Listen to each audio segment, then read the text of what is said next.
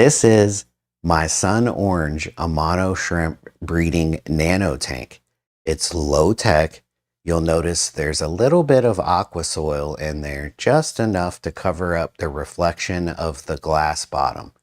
I've got some fast growing, low tech, easy to grow plants like the pearlweed, the moss, the Saltwater tang, and hornwort. And this is a very low effort, low maintenance way to keep a small group of Amano shrimp to breed. Each female of the 3 in this tank will produce thousands of eggs at a time. So for most breeders that are just looking to grow their own shrimp colony at home and not necessarily looking to become the new shrimp saleswoman or salesman in their area, a small group of Amano shrimp is more than enough to get started. If you have your Amano shrimp in a community aquarium, they're going to breed all on their own, whether they're isolated into a small breeding tank like this or they're amongst your fish. You are eventually going to find a pregnant female Amano shrimp.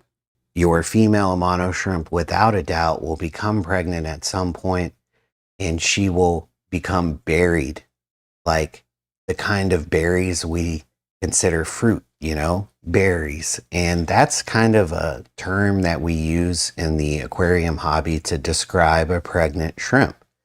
The little eggs are the berries. And eventually you will notice your female Amano shrimp with a bunch of eggs under her tail. Many, many more than the one we see here in the video. And the reason why is if you look right next to her, you'll see one of her larvae swimming right in front of the stem of that sponge filter. Can you see the tiny Amano shrimp larva swimming up and down?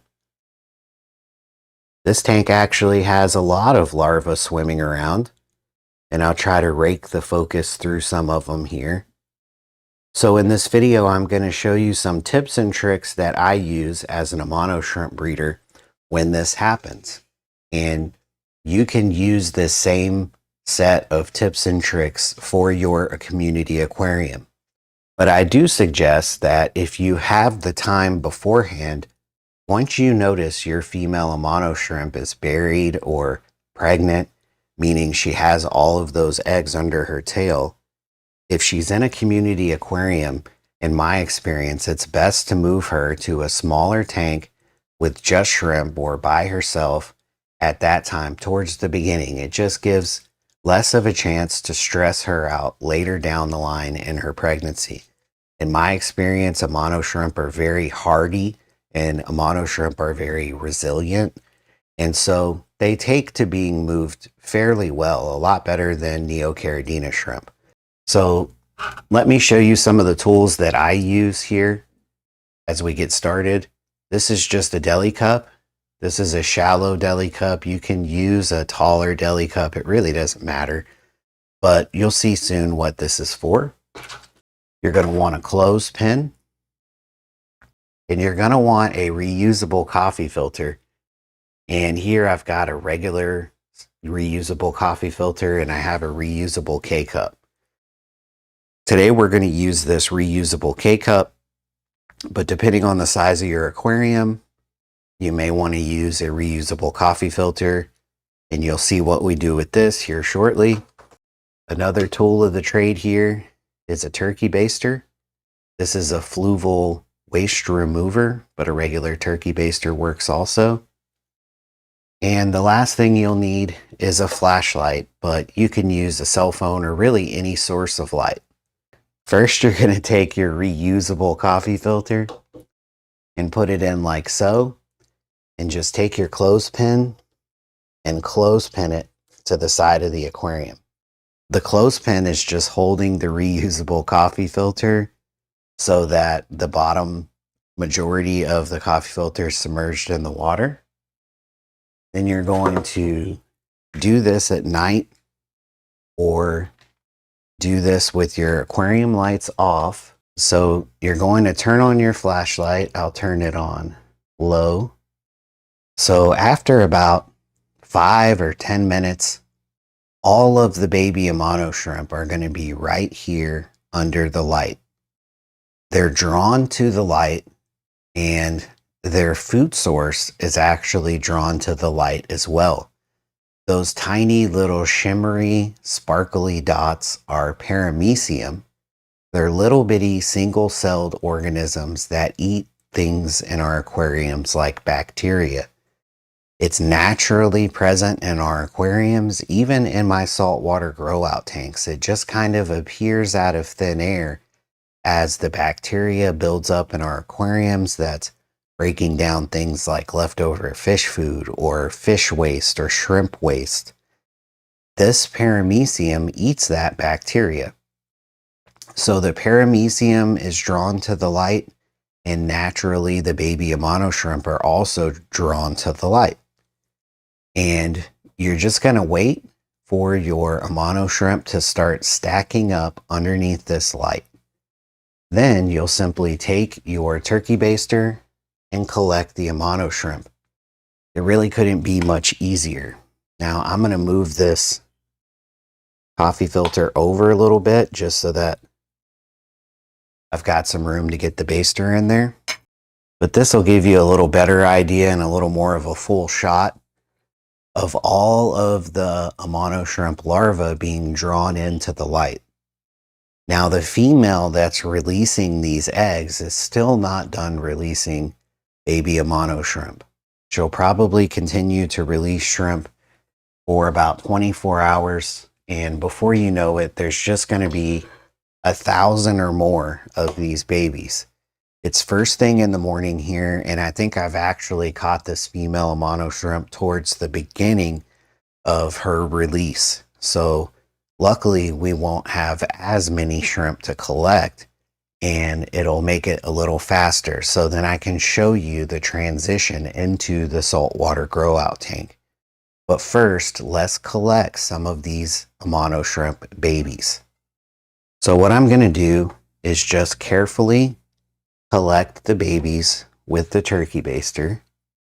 It's just as easy as it looks. You're just going to suck them into the turkey baster and then slowly and carefully squirt them into your reusable coffee filter. You don't want to use a ton of force so that it jams them against the sides and the screen on that reusable coffee filter. That could damage your Amano shrimp larva.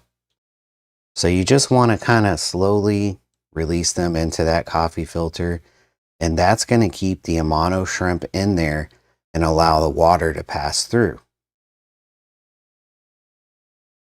I've seen a lot of different ways that channels over the years have tried to collect Amano shrimp, and some of them are far more complicated and labor intensive than others.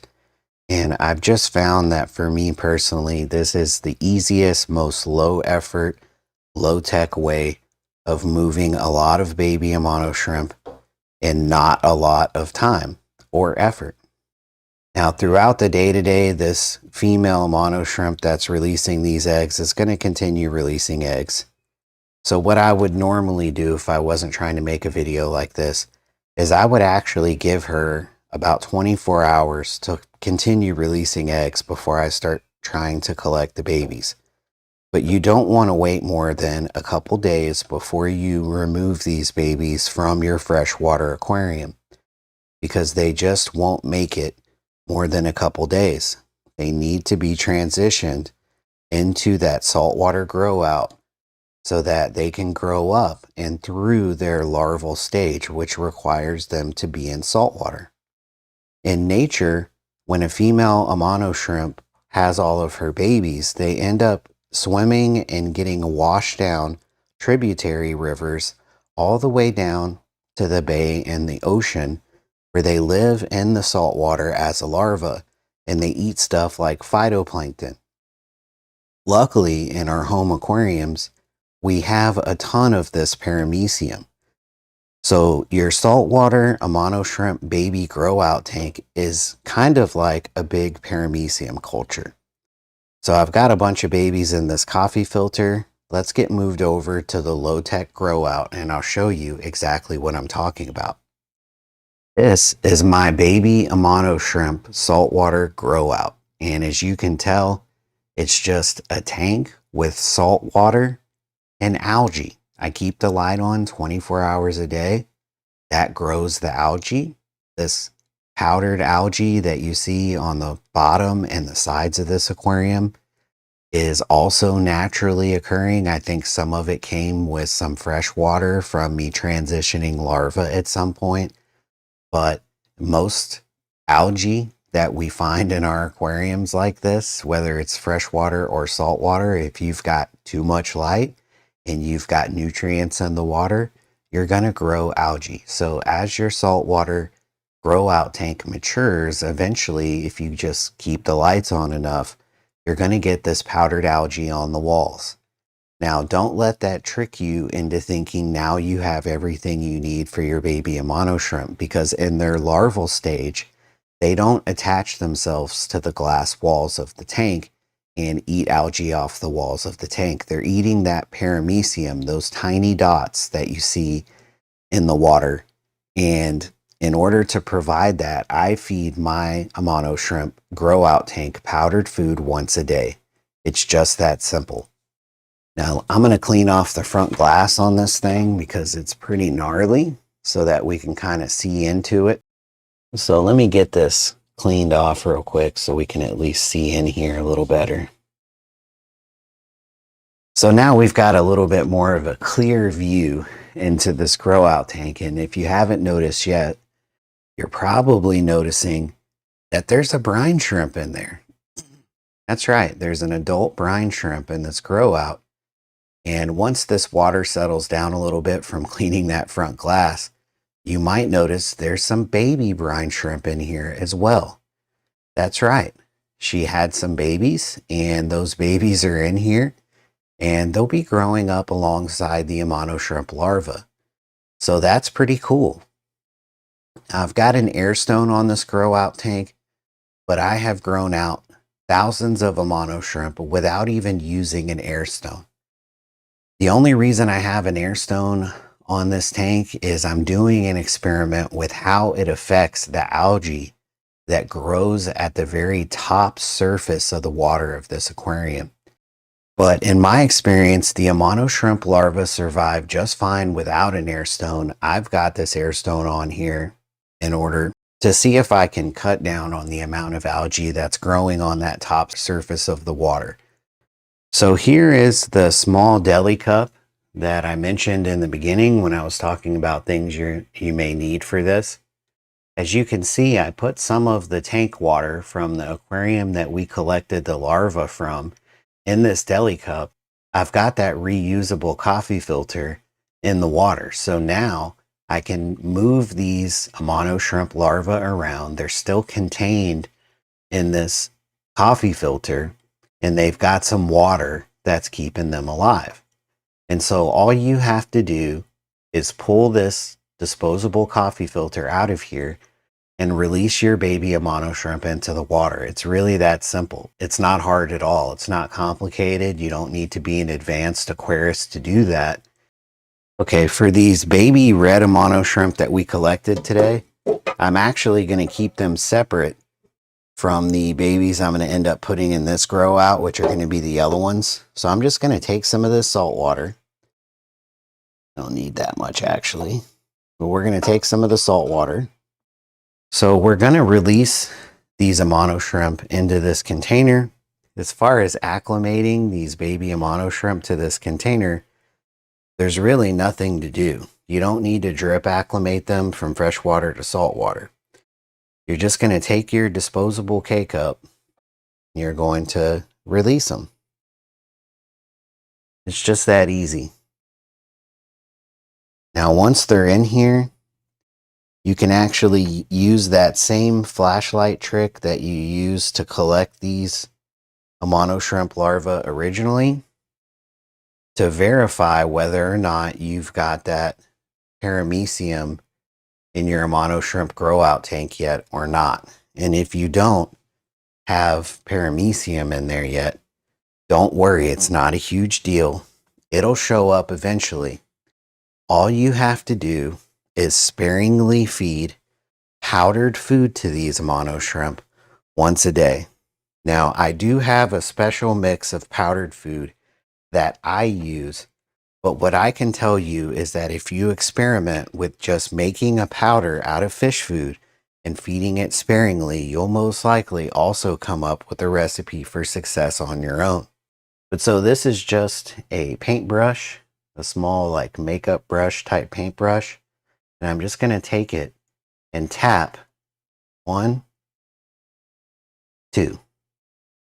And that's it. You can see that tiny bit of powdered food at the top of the water.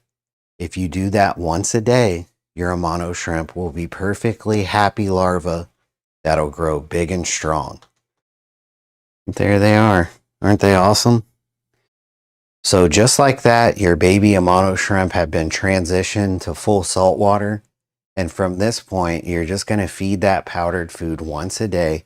But you can use that flashlight trick that we use to collect these Amano shrimp to keep an eye on just how much of that paramecium builds up over time. And as long as there's paramecium in your saltwater grow out, your baby Amano shrimp larva will be perfectly happy. So let's check this little catch cup. So see how there's all of that, those dots moving around? That's the paramecium from the grow out tank. So hopefully that helps you understand how easy it can be to breed Amano shrimp, how low-tech, simple, and low-effort collecting the larvae and moving them into a saltwater grow-out can be, and it gives you inspiration to get started breeding Amano shrimp. I know you can do it. If I can do it, you can do it better. So I appreciate you watching. We'll see you in the next one.